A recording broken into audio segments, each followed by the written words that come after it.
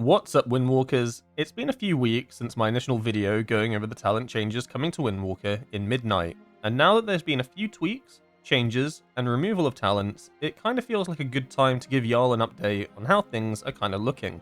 I'll also update you on the new tier sets as well at the end of the video. So as usual, it makes sense to start off with the class tree, and there have been 3 new additional talents added to the class tree. The first being Silent Sanctuary, then we have Reinvigoration, and finally, Still Step Coil. I'll talk about these briefly. They're kind of niche talents. I don't think they'll be used in too much content. It is always nice to have a couple new talents, but if they're very niche and not used that often, they just kind of pack fillers, aren't they? I do see some of them having some use, but I'm not too sure. Silent Sanctuary basically means when you're outside of enemy range, you heal every 3 seconds.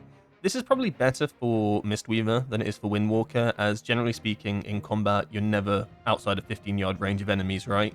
So I guess it will passively heal you outside of combat, but how useful that's going to be, I'm not convinced. Reinvigoration is an interesting one, where after you detox someone, you increase their movement speed. That's kind of good, but then you also run into the niche situation of how often do you detox?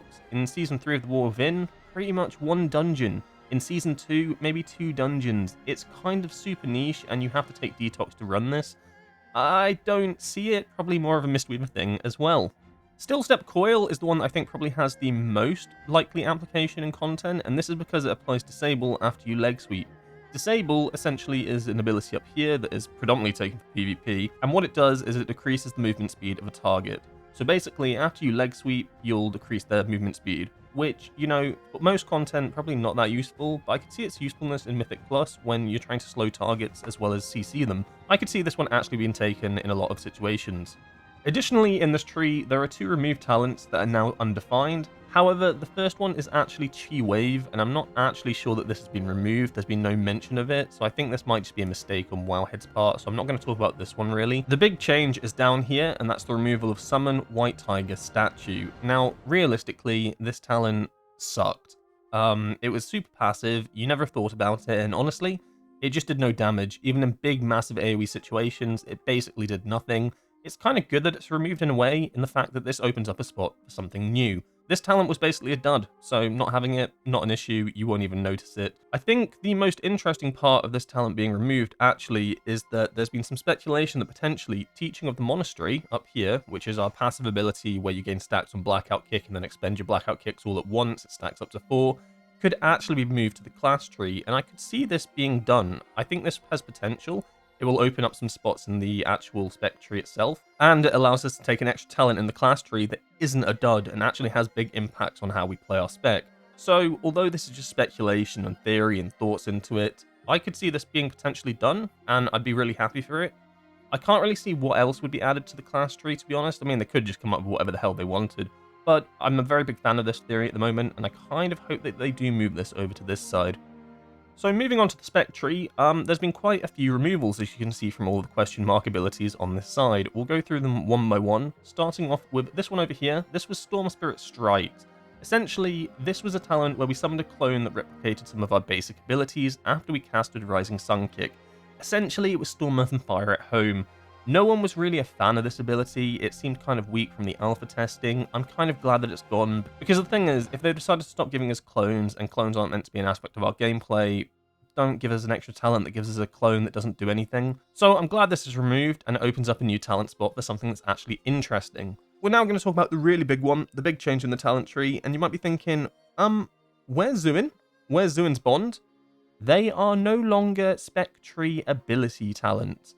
These are now completely tied to Conduit of the Celestial, as you can see here. When you pick Celestial Conduit, you gain the power to invoke Zuin, the White Tiger. So, what are the implications of this?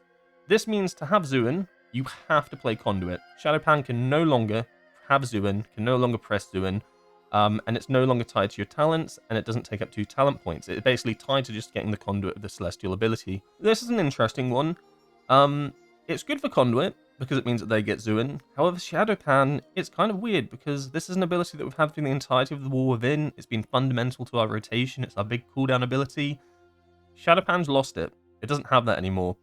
As well as this, I'm not too sure, but Zuin's Bond's been removed, and there's no real mention in any of these talents at the moment of cooldown of Zuin when you summon him. I guess the alpha testers are going to have to work that out. But essentially, Zuin has a 2-minute cooldown baseline. Zuin's bond reducing that to 1 minute 30. So the question is going to be, is Zuin going to be 2 minutes? Is it going to be naturally 1 minute 30? It's still open-ended, and I'm not too sure myself. Hopefully it's 1 minute 30, because that's how conduits should play. 2-minute conduit's a little bit naff, but we'll have to see. But yeah, the big one is Zuin's no longer for Shadowpan. If you're a Shadowpan enjoyer, you enjoy pressing Zuin as Shadowpan, I'm sorry, it's gone. They've removed our summons. No clones, no Zuin. Unlucky, I guess. The big thing is, though, that Zuin and Zuin's bond are gone in the talent tree. So what does this mean? Well, it opens up 2 brand new nodes as well, as long as Storm Spirit strikes, right? So we've got 3, and we're about to talk about the 4th one, of 4 talents, essentially, that they're going to add. New talents, implemented talents, and that's kind of exciting, right? So moving on to the 4th talent that was removed, this was Rushing Jade Wind, which essentially was just some passive AoE after you cast Strike of the Windlord or Whirling Dragon Punch. It's nothing special, super passive, super unengaging.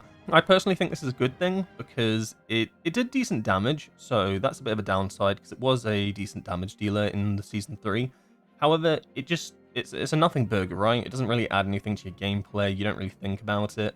And to be honest, with the cooldown of these 2 abilities, you'd actually only activate it very rarely, especially as playing Shadowpan.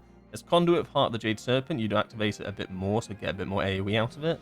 But as Shadowpan, you're pretty much never activating it, which means it kind of feels bad to have the talent into this to get to Slicing Winds.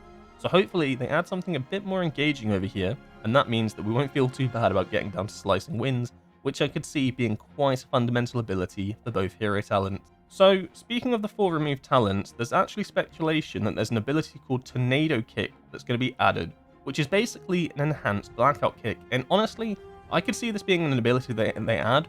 I'm not too sure where they'd put it in the tree. It would have to be one of these talents. I could easily see them putting it down in one of these 2 over here, or potentially even at the bottom. And I could see this definitely being a talent on the basis that we have Rushing Wind Kick, which is an enhanced Rising Sun Kick. So it seems that potentially there's a thing that they're going for where that you're enhancing your Rising Sun Kick, enhancing your Blackout Kick. So although this is not a confirmed ability that's been added to Windwalker, I wouldn't put it past Blizzard to add it, as it kind of makes sense with what they're going for here. So finally in the class tree, let's talk about Jade Ignition. Now this has been slightly tweaked, and I think it's been tweaked for the better. I mean, it kind of takes a little bit of the engagement out of how the talent previously worked, where previously, if you cast Fist of Fury, you gain stacks, you then press Spinning Crane Kick, it would all detonate, do big damage.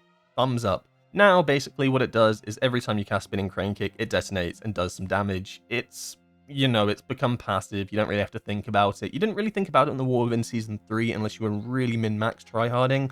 And let's be real, no one does that shit. So I think this is fine. I think the benefit of this is it's more consistent damage. Every Spinning Crane Kick will do more AoE. You don't have to worry about Fist of Fury stacks or anything like that. Each Spinning Crane Kick, consistent detonation damage. Cool. So moving on to hero talents, it's really just Conduit that has the changes that I wanted to talk about. Nothing too much has been changed with Shadowpan or tweaked in that way. So, as we previously discussed, Zuin is now only an ability that you get when you go into the Conduit hero tree.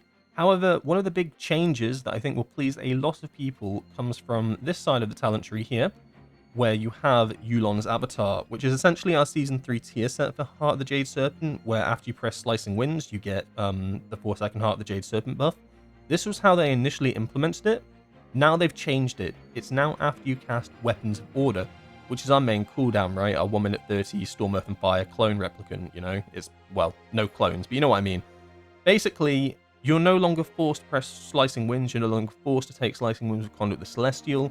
So I think this is a big W. A lot of players don't like Slicing Winds, I understand that. It doesn't mean that you won't take Slicing Winds for Conduit. It means that you're not forced to press Slicing Winds to get this Heart of the Jade Serpent window, which I think is honestly probably the biggest thing that people have had issues with, including myself. I've had situations where I really don't mind Slicing Winds, right? I enjoy playing Slicing Winds with Conduit, but having to press it at set times, right? Having forced presses of it to get a certain Heart of the Jade Serpent window at certain times felt really bad, as it is slight forced movement. If I can press it whenever I want, then I don't care. I love this ability. It's the fact you have to press it at very specific times after very specific abilities have come out during different windows, yada yada, stacking on top of each other. So moving this to Weapons of Order is a great thing in my opinion, because Weapons of Order is your big ability now. It's the cornerstone. It's basically your damage amp button, right? So getting Heart of the Jade Serpent off this, good thing. It means you can still take Slicing Winds, but you aren't forced to press it to get Heart of the Jade Serpent. So overall, when we look at the talents as a whole, I genuinely think they're moving in the right direction, right?